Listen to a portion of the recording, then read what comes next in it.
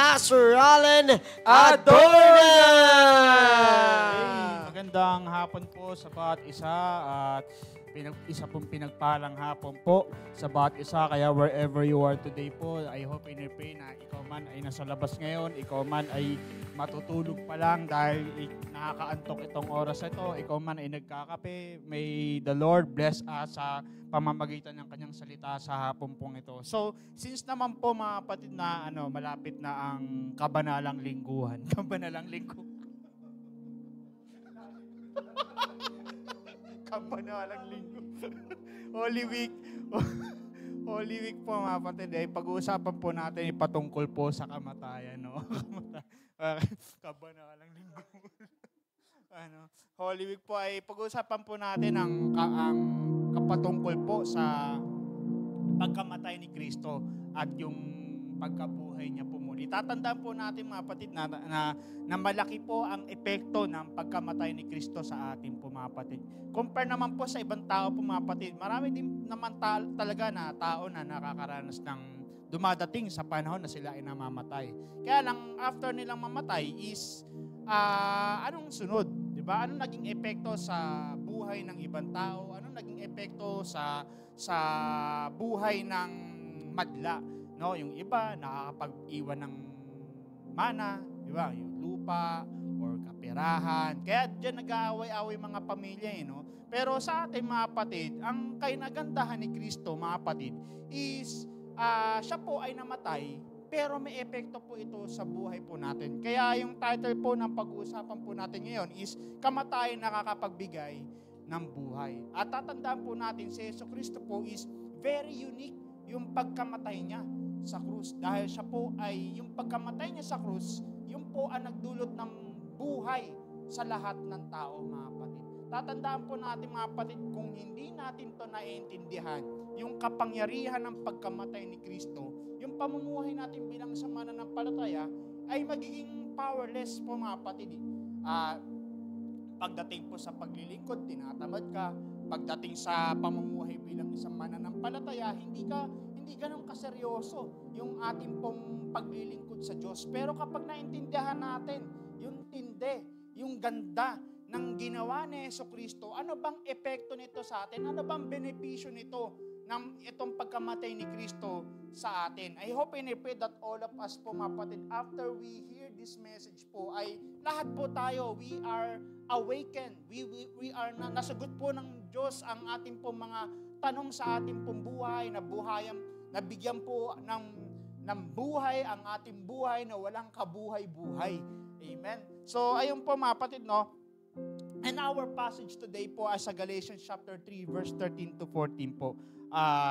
Allow me to read sa Good News Translation po. Sabi po dito, Galatians chapter 3, verse 13 to 14, sabi po dito, but by becoming a curse for us, Christ has redeemed us from the curse that the law brings for the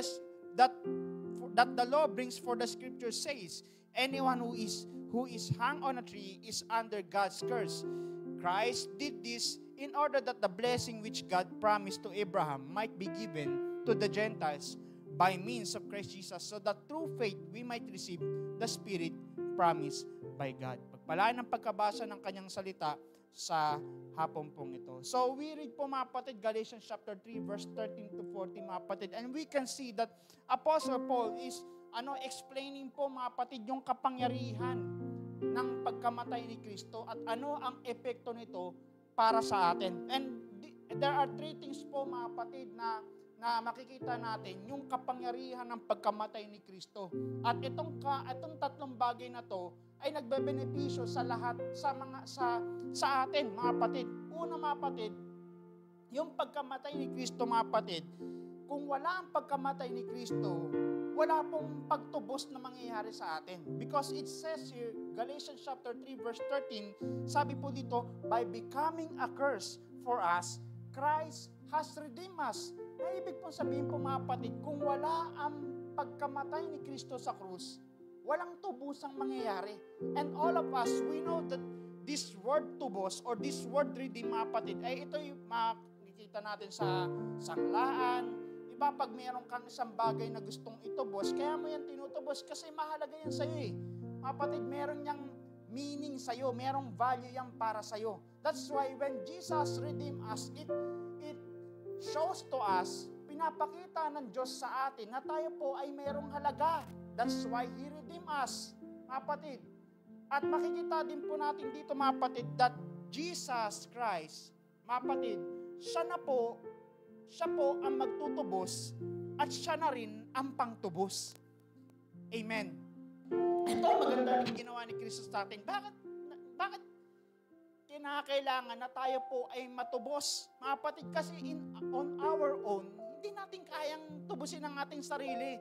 Why? Because nakasangla tayo eh. Nakakita ka na ba ng isang bagay na nakasangla ka tapos tutubusin mo yung sarili mo? Siyempre hindi. Ganon din sa atin. All of us, we are subject to sin. Paano mo maliligtas ang sarili mo? Makasalanan nga tayo. How can you save yourself? Mismo sa sarili mong galaw, yung produkto niyan, kasalanan din. Amen. Kaya kinakailangan kung may maliligtas sa atin, it is outside from the sin, which is yung mga bagay na which is yung authorized lang na gumawa ng walang iba kundi si Yesu Kristo. Amen. That's why Christ came us, mga kapatid, to redeem us. Tatandaan po natin, mga kapatid, yung pagkamatay ni Kristo, kapatid, napakaganda nito. It reminds us na tayo po ay mayroong halaga. Kaya nga tayo tinubos. Kaya po sa araw pong ito, whatever situation you have that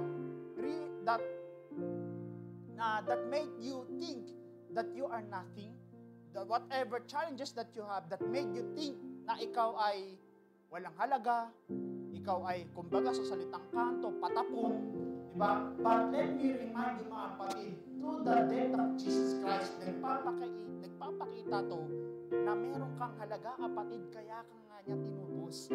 Amen. At mismo si Kristo ang gumawa nun para sa atin. Bakit, mga kapatid? And we can see, mga kapatid, ginawa ni Kristo kasi sabi din sa Deuteronomy chapter 21, 23, sabi dyan, but by becoming a curse for us, Christ, basahin ko na lang sa dito. Deuteronomy chapter 21, verse 22 to 23, sabi dyan, and if a man has committed a crime punishable by death, and he is put to death, and you hang him on a tree, his body shall not remain all night on the tree, but you shall bury him the same day. Na ibig pong sabihin, mga kapatid, yung pagkamatay ni Kristo sa krus, mga kapatid, talagang sinunod niya talaga kung anong order dun sa iniwan dun sa Torah. Mga kapatid, na ibig pong sabihin, mga kapatid, na yung pagkamatay ni Kristo, He really talagang ginawa niya talaga kung anong naayon. Amen. And we can see, mga kapatid, yung pagkamatay ni Kristo para sa atin, legit yun. Mga kapatid, walang binabiolate si Jesus doon. Amen. Kaya once, at yung bagay niya, nagpapatunay yun, yung nakapaglinagay mo yung pananampalataya mo kay Yesu Kristo, legit na ikaw ay ligtas. Amen. Kasi dito pa lang, sa pagsunod ni Yesu Kristo, sa pagkapako niya sa krus. Amen. Bakit sa krus? Bakit dun sa puno? Bakit sa kahoy? Kasi nga dun sa Deuteronomy, pwede namang bakal, pwede namang salamin or anything. Pero hindi, mga kapatid, Jesus followed the instruction. So that when we believe in Him, talagang legit na tayo po ay totoong ligtas. Na tayo po ay totoong tinubos ng Panginoon. Amen. Yan yung sa bagay na makikita natin. Kung wala ang pagkamatay ni Yesu Kristo sa krus, walang tubusang mangyayari. Amen. At tatandaan natin, si Kristo ang tagatubos at si Kristo din ang pangtubos. Amen. Pangalawa po, mga kapatid, makikita din po natin, mga kapatid, hindi lang po tinubos ang ginawa sa atin. But ang isang pang bagay na ginawa niya sa atin is tinanggal niya yung sumpa ng kasalanan sa buhay natin. Amen. All of us, mga kapatid, sakit, pwede nating sabihin na tawag doon yung namamana. Hereditary. Pero hindi rin natin matatanggal, makakaila, na may kinalaman din yan spiritual. there are some bondages, mga kapatid, sa pamilya natin na pilit na sinisira ang ating pong buhay. Napilit, mga kapatid, na paulit-ulit nangyayari sa atin. That's why when Jesus came, die on the cross, hindi lang pagtubos ang nangyari sa buhay natin, pati yung sumpa ng kasalanan, tinanggal sa buhay natin. At itong sumpa ng kasalanan na to, hindi ito kaya ng pera, hindi ito kaya ng gamot, hindi ito kaya ng anumang bagay. Kapatid, it is supernatural thing na tanging ang Diyos lang ang makakagawa nito. Amen. Kaya yung pagkamatay ni Kristo sa atin, yung ibig sabihin niyan, ito ang totoong Independence Day. Yung pagkamatay ni Kristo, binigyan tayo ng liberty ng Panginoon. Amen. Kaya nga sabi sa John chapter 8 verse 32, so if the Son sets you free, you are free indeed. Amen. Pinalaya tayo ng Diyos. So ibig sabihin, lahat ng naniniwala kay Kristo, dapat kumilos ka ng pangmalaya, hindi yung pambilanggo. Amen. Iba sa atin kapag natanggap si Kristo, ganun pa rin buhay.